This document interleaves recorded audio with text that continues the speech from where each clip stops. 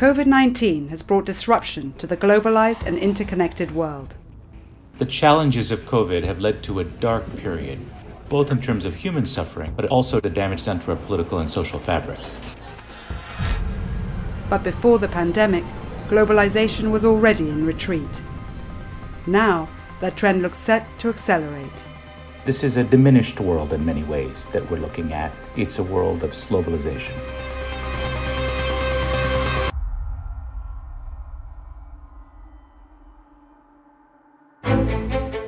From smartphones to toys, today's globalized trading system has grown to rely on long and complex supply chains. But the pandemic has played havoc with them. Clothing is one industry that has been hit hard. Worth $2.5 trillion globally, it employs over 43 million people in Asia alone. One of the most footloose industries when it comes to supply chain has always been the garment industry. That's because it has a high level of human involvement. And so the labor cost of a product is much higher than you might find in an automobile, for example. For that reason, we've always seen companies chase the lowest cost. That means manufacturing mostly happens in Asia, and the global nature of the industry makes it especially vulnerable to disruptions. Take a typical pair of trousers sold on a high street in Western Europe. The label says made in Bangladesh, but many of the parts come from other countries. Chinese factories making buttons and zips shut during the pandemic, meaning the items didn't reach their next port. Factories in Bangladesh couldn't finish the trousers and cancelled orders to cotton suppliers in India. And lockdown hit demand in the West, as customers weren't shopping on high streets. In America, clothing sales fell by 73.5% between March and April this year. Bangladesh lost out on an estimated $3.2 billion from cancelled exports in just 6 months. আমরা এখন খুব খারাপ অবস্থার মধ্যে আছি চাকরি না থাকলে আমরা রুম ভাড়া দিতে পারবো না খাইতে পারবো না And across Asia, millions of low-income workers were laid off. Goods taking long journeys from factory to the high street have become one of the signatures of globalization. The roots of today's heavily globalized world were put down at the end of the Second World War. The Allied nations created a rules-based system for international commerce and finance. Designed to establish the economic foundations of peace on the bedrock of genuine international cooperation. This allowed companies, products, science and technology to move across borders. Then, in the 1990s, the world entered an era of hyper-globalization, becoming more interconnected than ever before. The dream of money. 我们当然要在当前的 WTO 面临的危机当中发挥我们的作用。 In this era, the big new player on the scene was China, which joined the World Trade Organization. It grew to dominate global trade alongside the United States. Multinational companies thrived, expanding into China and all over the globe. From 1990 to 2008, the total trade in goods and services increased from 39% to 61% of world GDP. This great globalization boom enabled 1 billion people in developing countries to lift themselves out of poverty. And in the West, consumers enjoyed cheaper and more accessible travel and goods. COVID-19 struck a major blow to unfettered globalization. But before the pandemic arrived, globalization had already taken 2 other big hits.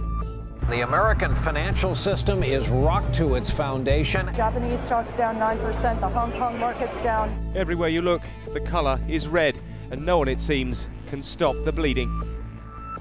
The first was the 2008 financial crisis, when cross-border investment, trade, bank loans and supply chains shrank.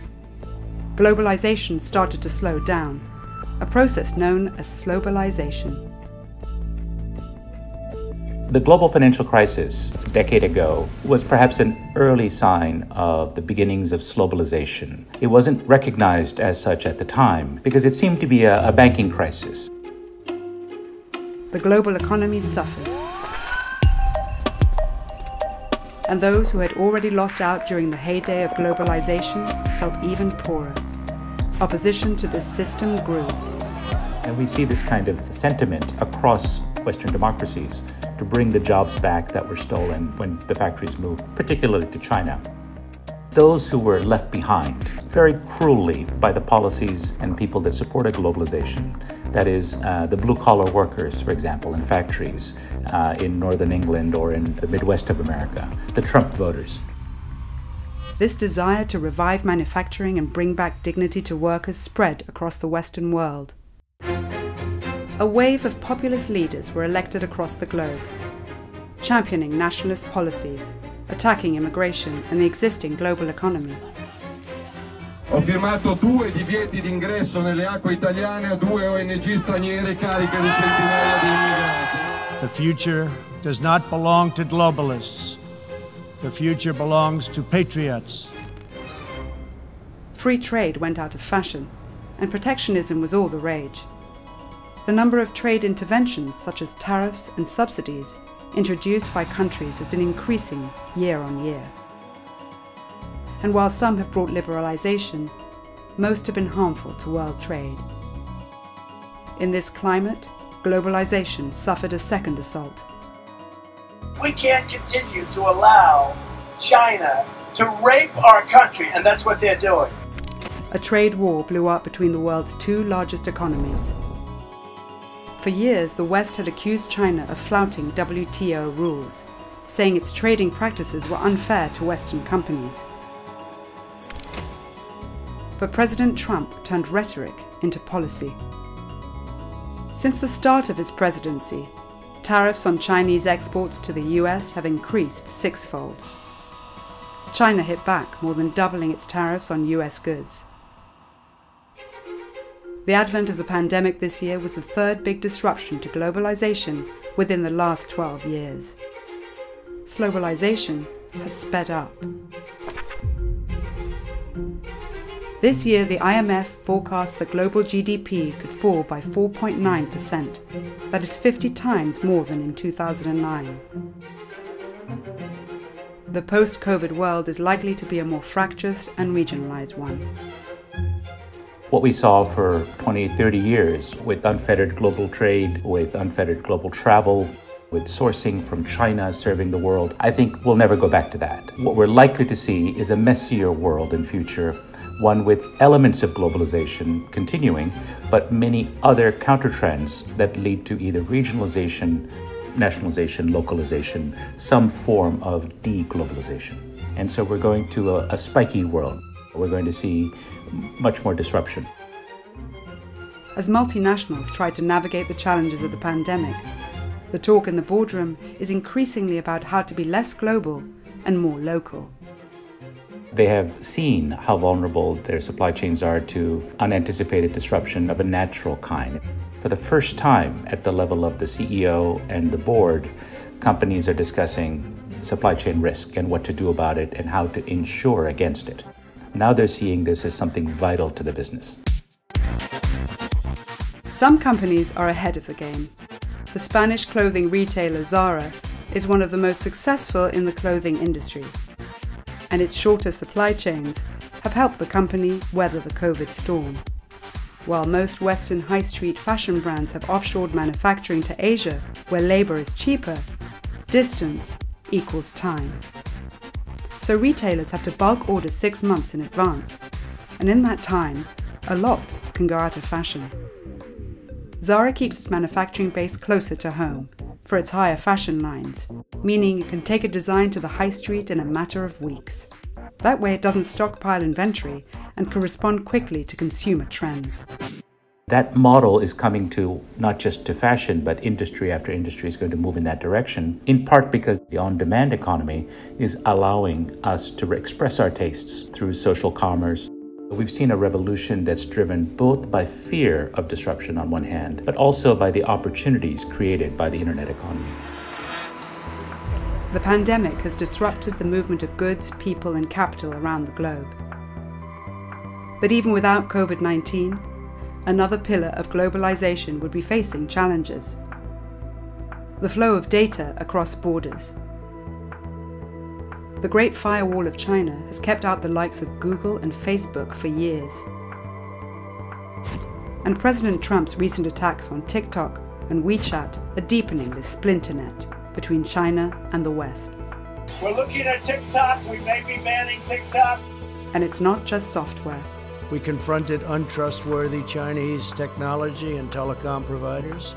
We convinced many countries, and I did this myself for the most part, not to use Huawei.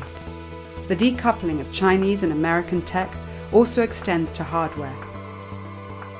I think this is likely to lead to two worlds, a China-dominated world and an America-dominated world on technology and software, and ultimately we will have less innovation. The unpicking of globalization may accelerate on a number of fronts, irrespective of when COVID-19 is brought under control. And this could be bad news for developing countries such as India. The globalization boom allowed countries in Southeast Asia to rise to middle-income status. But the likes of India may miss out on this. There is a concern that we may see a leapfrogging in countries that are emerging. The way that China had a chance to put its massive population to work in factories, there is a worry that for developing countries that are just emerging at that stage, that the world may move to a post-industrial economy and leave them behind. This is a genuine concern. And they are not the only people who stand to lose out from deglobalization. In rich countries like the US and Britain, those most in favour of reining in globalization could suffer the most. We're going to London to stop the Brexit betrayal. Good morning. Economic nationalism will not prove to be a silver bullet. It's very likely that policies of deglobalization or economic nationalism that try to bring the factories back will discover that you can bring the factories back, but you can't bring the jobs back. That's because when the factories are brought back, almost always they will be more highly automated than they were in China. But even as the world becomes more deglobalized, some of the biggest winners from globalization will endure. Big digital companies like Netflix, Google, and Facebook will keep getting bigger. With the pandemic accelerating the trend towards shopping online, companies following the Amazon model of fast, direct delivery will also do well. The top 10%, even in the worst sectors, worst meaning hardest hit sectors, could well emerge with a winning business model. I think in every crisis you find some companies that fall behind, and those that are fundamentally able to rejig their business models and innovate are the ones that thrive. In the post-COVID world, some aspects of globalization affected by the pandemic may shift back, such as freedom to travel. The world has grown too integrated for a full unwinding of globalization. COVID will not kill it off. It will deepen the cracks. However, this may not be all bad news. I'm hopeful that we'll learn the right lessons that we need to make our societies more resilient, so that we don't resort to very simple solutions that don't work, like shut down the supply chain, build a wall, keep the immigrants out. We've tried those things before. I think the broader solution is to make interdependence work with resilience. That's the challenge that global leaders face today. I'm Vijay Vaideswaran, U.S. business editor of The Economist. If you'd like to find out more about the topic of the pandemic and the global economy, click on the link opposite. Thank you for watching, and don't forget to subscribe.